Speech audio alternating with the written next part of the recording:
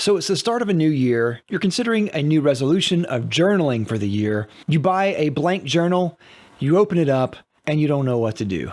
That is the predicament I've had countless times. That has changed though with this.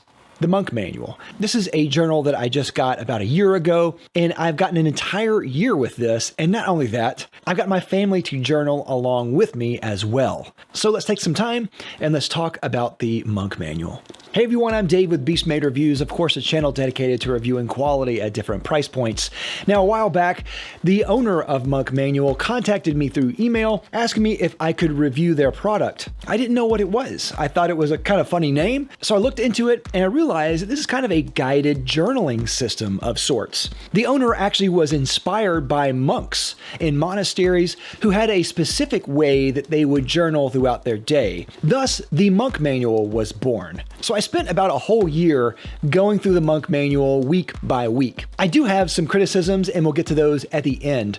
But right now I just want to kind of go through what the pages offer and how the system is kind of laid out. And then I'll also go over what my kids do as well. But before we start, of course, if you like this type of content, feel free to subscribe down below. I don't always talk about journaling, but I do like it. And I think if you like anything about writing, EDC, fashion, just high quality products in general, I think that you'll really like it here. And of course, if you're interested in this at all, definitely check out the link down below. I'll also have a coupon as well. Now, of course, this is the main attraction of Monk Manual, their 4-month journal right here. I think it's beautiful. It has kind of a leatherette type of feel on here. It's hardback. It has 3 ribbons on the inside. The pages are very good. I like the paper a lot. They work great with fountain pens, just in case you're wondering. And of course, in the back, there's some blank pages, some dot grid pages in the back, and there's a little folder area there if you want to keep some blank pages in there or anything else, any knickknacks or anything. They also sell other products as well for their system if you're looking for kind of supplementary things like this little jot notebook. Then they have a 3-pack of notebooks. This one is a calendar, their goals, and just a plain dot grid. They also released what they call a life atlas, which I'm not exactly sure what that is yet. It's something new that they just came out with, and it looks kind of like a planner for multi-year goals and things like that. Maybe sometime in the future I'll get to review that. And then they have what they call a sprout journal. That's kind of their Monk Manual, but for kids. Maybe starting around 8 years old into preteen age. I think this is great for those type of kids. Of course, I got my kids to do this, and we'll talk about that. I got their permission to show their journal entries on camera, but I think they're pretty funny and pretty cute. All right, so let's dive into the Monk Manual. Now, first thing you'll notice is the monthly pages. They have a calendar on there, but then there's also priorities. You can list out your priorities. If you have anything on the calendar that you want to highlight, you can do that there. Then they go back at the end of the month. You can go back and you can kind of review what you did. You can talk about your relationships, physical, spiritual, work, personal growth, play, how that's all working. Is it going good or is it going bad? You can talk about relationships that you're thankful for, your accomplishments that month, and maybe one thing that you can change to make things better for the next month. I think that is great. As you can see, I didn't have a lot that I would put on my monthly part of the calendar here, but I think it's really cool that you could put that in there. The calendar itself is really small, so you can't really write a lot in each day, but it is blank. You can fill in the month and the year by yourself, and you can fill in the days if you want that too. Next, they have the weekly pages, and this is something that I really focused on. At the top, you can write the date or the week of the month there.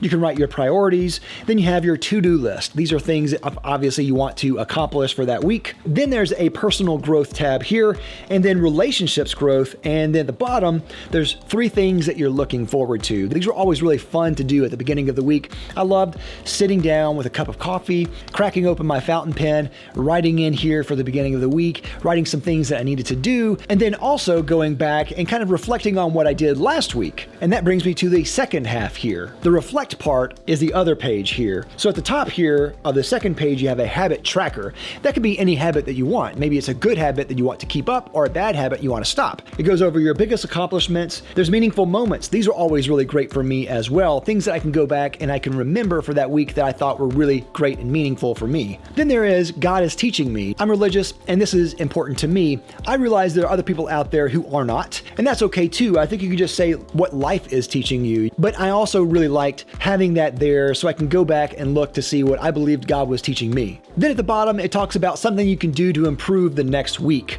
And I didn't have have a lot of insights there. Mostly it was just finish what you didn't do last week.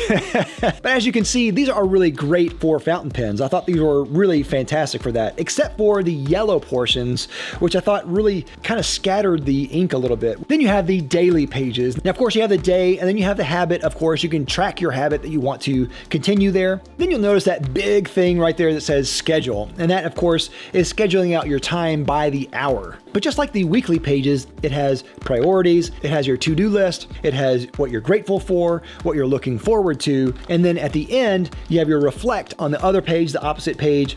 It has what you can give, it has your theme at the very top. If there's a theme that you're tracking for that week or for that day, you can put that at the top. It has ways you can give, it has things that you're reflecting about, highlights of that day, when you were at your best, when you felt unrest or when you were at your worst, and ways you can improve tomorrow. But I did mention that I got my kids to journal as well. And so let's talk about that Sprout Journal really quickly. The Sprout Journal I think is genius. And I really love the layout of this. This was almost better in the way that it was laid out. This one starts off by putting your information in there, things about yourself, how old you are, what you want to do. It's really cool, really fun, especially for a kid to write about yourself. That's really neat. It has daily pages, which we'll talk about in a minute. Then it has principal pages.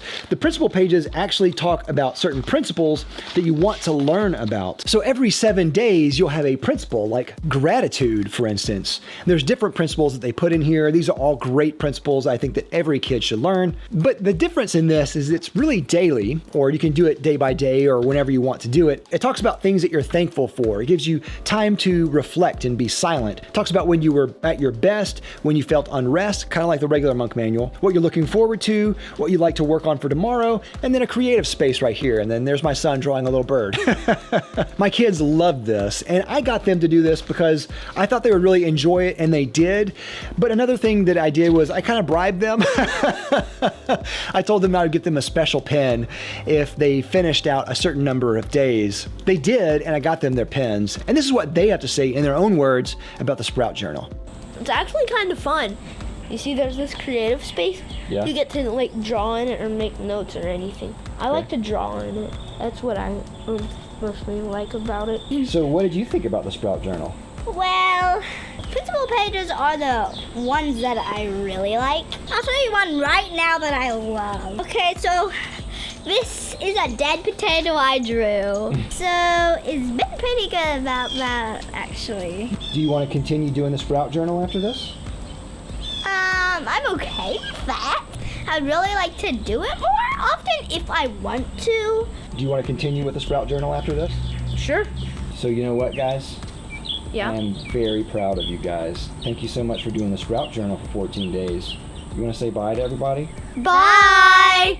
So what are my thoughts about this system? First, I love it. I think it's great. But there are some things that I think could really improve. I don't really care for the daily pages as they are now. The daily pages are kind of redundant in a way. They're very similar to the weekly pages, except for the schedule.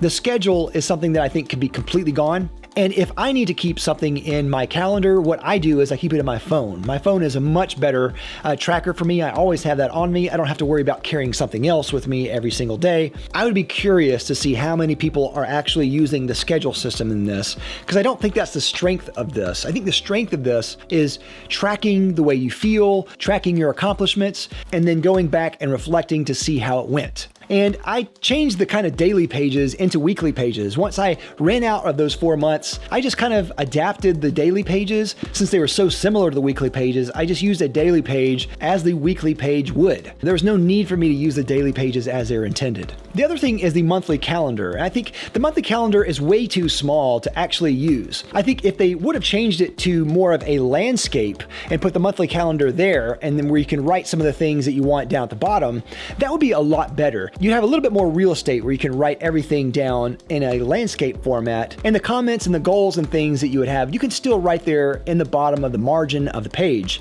And then the opposite page, you can have the reflect page just be your normal portrait layout. That would drastically improve the calendar for the monthly system, I think. I realized through this process, I'm not a daily journal person. I don't want to sit down every day and write things down, but I do like weekly journaling, and I think that has been a real game changer for me. I love the paper, and I love the process. So yeah, my ideal monk manual would be a little bit larger, landscape monthly calendar, just monthly and weekly pages, and then that would be ideal. So yeah, I love this monk manual. I think it's great. It's not perfect.